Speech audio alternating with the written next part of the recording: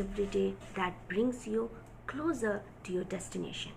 Assalamu alaikum and very bright, beautiful, scintillating good day to everyone. My dear little geniuses, today I am here to give you some of the very important strategies as how to improvise your study habits. Me and my friend Dr. Shanti Rekha, our school counselor, are going to give you some tips on this very important topic. So starting up first with the revision work.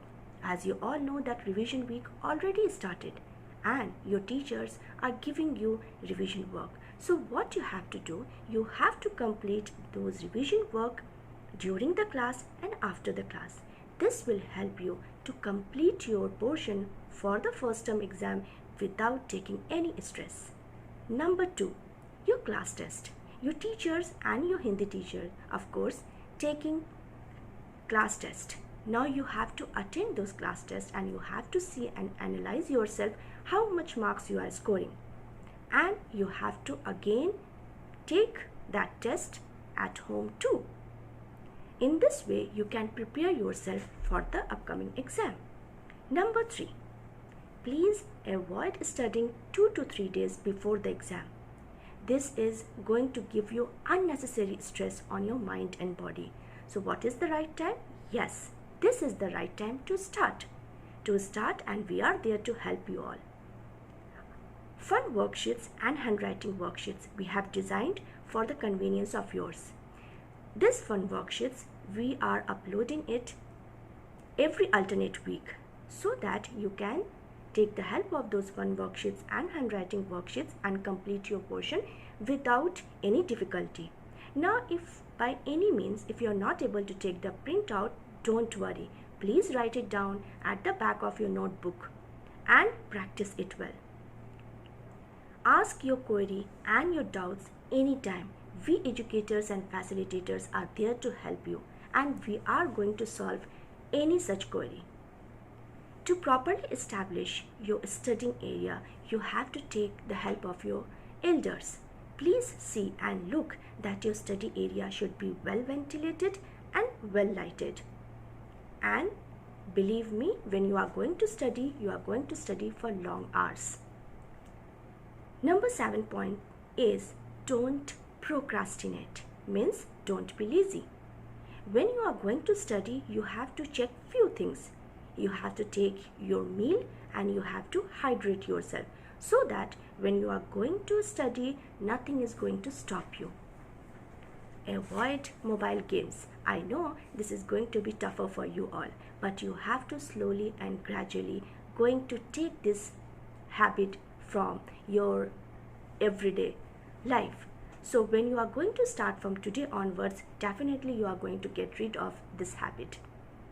Take enough rest, 8 to 10 hours. You have to regenerate yourself, and when you are going to take this enough sleep, when you wake up, with your fresh mind and fresh energy, you are going to study more and more.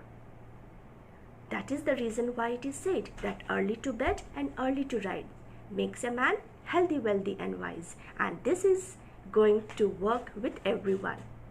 Last but not the least, we educators and facilitators are there to help you all and going to solve every query. So please come up, we will help you. And with this I am going to conclude, and I just wanted to say that all the very best, my little geniuses, for your upcoming first term exam. Stay home, stay safe and stay motivated. Thank you for patient listening. Wouldn't it be great if you could go back to school and major in parenting skills? Unfortunately, we don't have any colleges or universities for parenting skills. It's very true. Parenting is very crucial and important skill. At times, it becomes complicated. I, Dr. Shanti Rekha, counselor and psychologist working with IIS Jubail, would like to provide some tips. Have you ever been so busy that you don't realize that your kids are talking to you? Don't worry, it happens to the best of us. When you are at home, put away all the distractions, and this also means distracting thoughts. Then make it a priority to be on the top of what your kids are hoping for. what they fear and what they feel anxious about. Never stop asking them questions, no matter how many times they ignore you. When you show you care, you also show them that you love them. Focus on what's been said. Observe the body language, which gives lots of information. Give them undivided attention. It's your parental duty to teach your children the difference between right and wrong. Preach and follow is also to be implemented. For example, we say to kids, don't watch much mobiles. We often seldom follow what is being said. And with mobiles in our hands, we say and preach. Rules must be enforced after they are made. And whatever the rules are set in your house, you need to follow them too. Don't exhibit the behavior in front of the kids which you don't want your child should behave. Your child are watching, your children are watching, your head off to work every day. Don't overreact if they do mistakes. Convey to them, we all make mistakes and change. Don't make feel guilty, rather than make them realize and correct.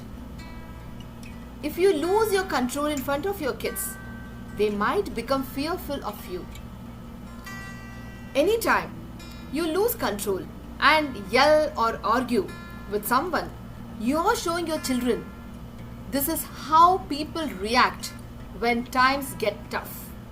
So next time, watch out. If you're angry, go away and react. Show lots of love during the quality time. Don't talk about academics or preach them. That will put them off and then they will slowly drift away from you.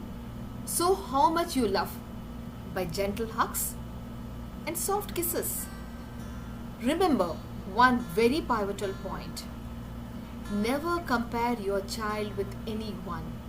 All are unique. All are gifted in their own world. If you compare, their self-confidence lowers and many a times they become hostile too. So these are some of the things from my side. Hands across the water. Happy parenting. Bye-bye.